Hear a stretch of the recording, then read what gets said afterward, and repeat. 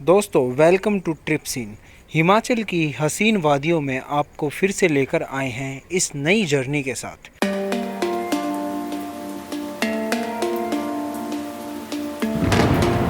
Hello guys, कैसे आप सब? उम्मीद करता हूँ दोस्तों आप सभी लोग अच्छे होंगे।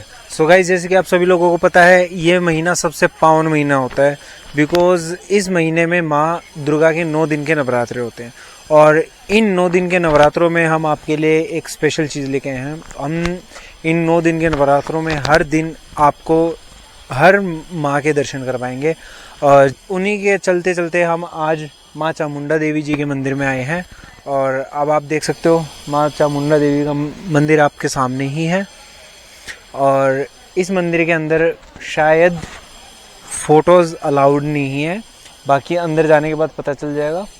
और इसी के साथ साथ आप हमारी वीडियोस को कंटिन्यूस देखते रहिए, क्योंकि हम 9 दिन में 9 की 9 देवियों के दर्शन कराएंगे आपको। और वीडियोस को लाइक, शेयर और एंड तक ज़रूर देखें। चलिए मेरे साथ, अब हम एंट्री करते हैं मंदिर में। आप देख सकते हो इधर ये सारा रास्ता है और यहाँ पे साइड में पार्किंग है। और पार्किंग के बाद आप यहाँ से एंट्री करने के बाद सामने शूज़ हाउस है। यहाँ पे अपने शूज़ उतारने के बाद सामने मंदिर का गेट है। मैं उंगली नहीं करूँगा उधर, क्योंकि कहा जाता है कि भगवान जो होता है उनकी तरफ उंगली नहीं करनी चाहिए। तो चलते हैं अभी हम।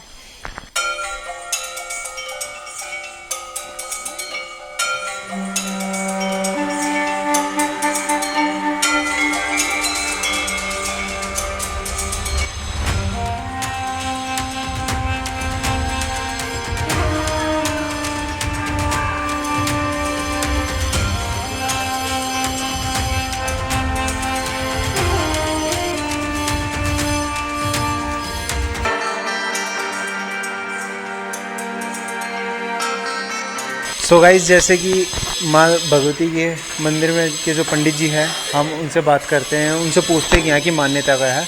नमस्कार पंडित जी। तो पंडित जी बताइए, यहाँ की मान्यता क्या है? जय माता की। मेरा नाम है ओम व्यास, पुजारी चामुंडा मंदिर।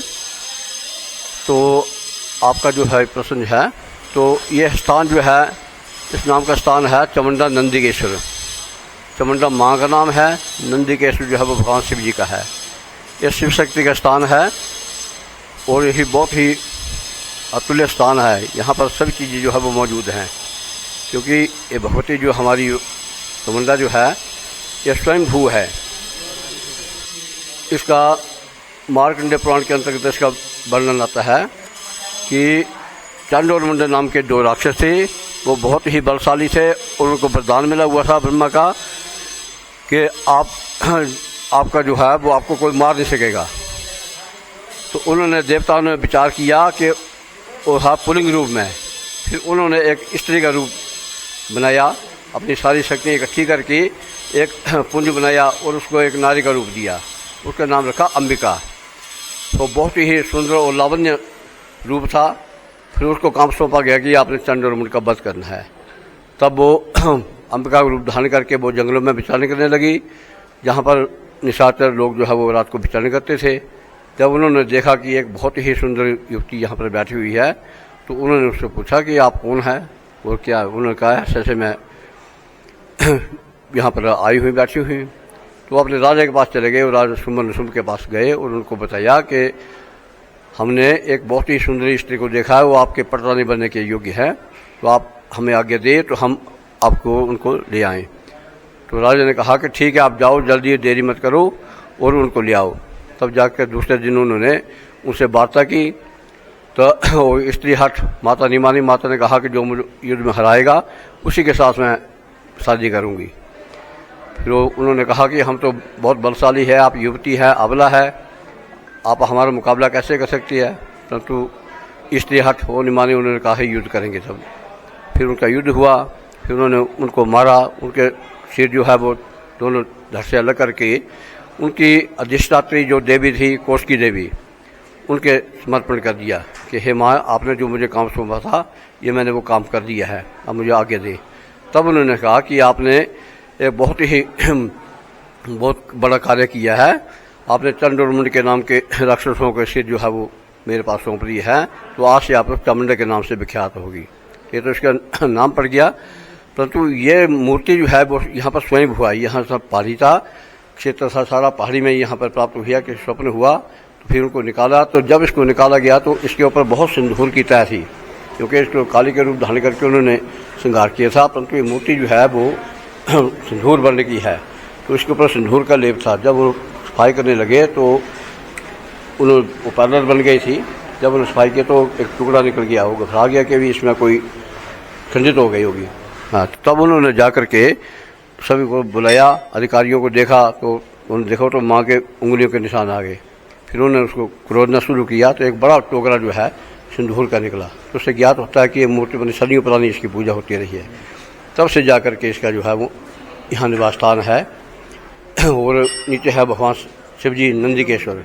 हाँ, तो ये इसका वाहन जो है वो सब है डेड बॉडी। समुद्र का वाहन जो है वो डेड बॉडी है। तभी डेड बॉडी, हाँ डेड बॉडी, हाँ। अच्छा, मतलब माँ का जो वाहन है वो डेड बॉडी, हाँ सब, हाँ सब जो है। हाँ, तो यहाँ पर जो है शमशान भूमि है सारी। हाँ जी, हाँ, ये सारी शमशान भूमि है। तो चलो अभी बना दिया इसको आगे। तो यहाँ पर प्रतिदिन एक मुर्दा जो है वो जलता है। मतलब ऐसे ज़्यादा हो जाते हैं, पर 365 तो हो गए, इससे ज़्यादा बढ़ जाएंगे, कम नहीं होंगे। तो यहाँ की परंपरा। दूसरी ऐसा है कि यहाँ पर साथ में नदी बह रही है, तो ये बहुत ही संयोग है इसका। एक नदी है, शमशान है, शिव शक्ति का स्थान है, तो इससे बढ़ करके कोई अतुल्य स्थान और कोई नहीं है। ये हमें सब चीज़ विद्यमान है, पर्वत है, सब यहाँ पे विद्यमान है। शक्तिपीठ है। हाँ, शक्तिपीठ नहीं है। हाँ जी, इसमें कोई अंग नहीं गिरा हुआ है इसका, ये पूरा स्वयंभू है। हाँ, स्वयंभू अपने पूर्ण रूप से है यहाँ पे विराजमान। का मंदिर है, वो नेचुरल गुफा। हाँ, वो नेचुरल गुफा है। वो भी एक रास्ते था, उसकी वो जिंदा बलि रहता था। फिर वो जब अत्याचार बढ़ गया तो फिर करते करते फिर भगवान को प्रकट होना पड़ा। फिर भगवान ने किसी बुढ़िया के 2 बेटे से, एक पहले की बलि चढ़ के हाथ, दूसरे की बलि दोबारा थी, तो उन्होंने अलग जगाया। तो देख रहे थे उनकी माँ जो थी वो अच्छे अच्छे पकवान बना रही थी और रो रही थी। तो उन्होंने कहा कि माई बोले आप अच्छे अच्छे पकवानों की सुगंधी आ रही है, दूसरी तरफ रो रही है, क्या बात है। तो उन्होंने बता दिया कि ये राक्षस है, हमारी जिंदा बलि लेता है। 2 बेटे थे, पहले की बलि पहले चढ़ा दी, अब दूसरे की है, तो ममता के कारण इसको मैंने चलो अच्छा खिला देती हूँ अंतिम बार, और ममता के कारण मैं रो रही हूँ। तो उन्होंने कहा बेटा ठीक है, ऐसा तेरा बेटा नहीं जाएगा, मैं फक्कड़ आदमी हूँ, उसको तो नर बलि चाहिए, तो मैं भी नर हूँ, उसको भेज दो भाई, मैं और अपने बेटे को रखो। माँ की ममता से उन्होंने बोला ठीक है, वो चले गए। तो जब वो भगवान जी यहाँ पर आ गए तो उनको पहचानने नहीं गए राक्षस को। तो उन्होंने फिर उसने राजा को स्वप्न दिया भी ऐसा ऐसे तूने मेरे से छल किया, तो मैं अब नरसंहार करूँगा। फिर राजा ने डंडी पिटाई भी, देखो क्या हुआ कैसे नहीं हुआ। तो उन्होंने पता किया, फिर उस बुढ़िया ने सारे वृत्तांत बताए भी ऐसे ऐसे है। उन्होंने कहा कि तेरा भोजन जो है वहाँ पर है, वो ले लो। फिर वहाँ पर शिव जी और भगवान जो थे वो राक्षस, उनका युद्ध हुआ। फिर उन्होंने उसको संहार किया। तो उससे फिर वो भी राक्षस जो भी तपस्वी था, तो उसको फिर यह कहते हैं भगवान ने कंप्रोमाइज़ किया कि ठीक है भाई, मेरे को विभूति मिल जाएगी और तेरे को जिंदा बलि नहीं होगी, पर तुम मुर्दे के रूप में बलि मिल जाएगी। तब से ये प्रथा चली आ रही है। ऐसा इसका वर्णन है। जय माता, जय माता, जय माता।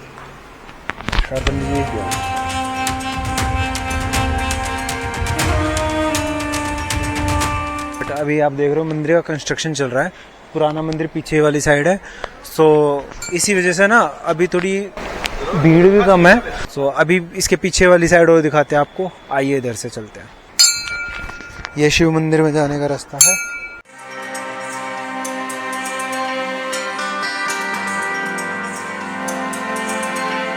सो जैसे कि गाइस आपने अभी चामुंडा देवी की दर्शन कर लिया। चामुंडा देवी मंदिर से जैसे हम नीचे आएंगे, यहाँ शिव जी विराजमान है, जिनके यहाँ पे चारों तरफ पानी भरा होता है, लेकिन अभी वो पानी इसको क्लीन करने के लिए खाली किया गया है। और उसी के साथ साथ एक ब्यूटीफुल प्लेस दिखाता हूँ। साइड में देखिए आप, इतनी प्यारी नदी बह रही है। नदी का जो साउंड है ना, वो इतना मतलब अट्रैक्ट कर रहा ना मन को, बता नहीं सकता। लेकिन उसी के जस्ट बराबर में आप देखोगे शमशान घाट है। शमशान घाट के सामने ही नंदिकेश्वर धाम है। और व्यू की तो बात ही नहीं कर सकता मैं, कुछ इतना प्यारा व्यू है।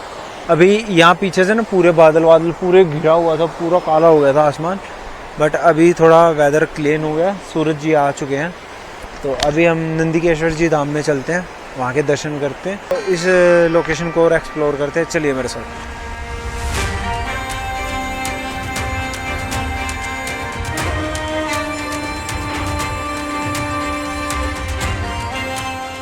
आज का दिन यहीं एंड करते हैं और मिलते हैं आपको कल दूसरे नवरात्रे में। जय माता दी। और सभी दर्शकों को दिल से धन्यवाद हमारी वीडियो देखने के लिए।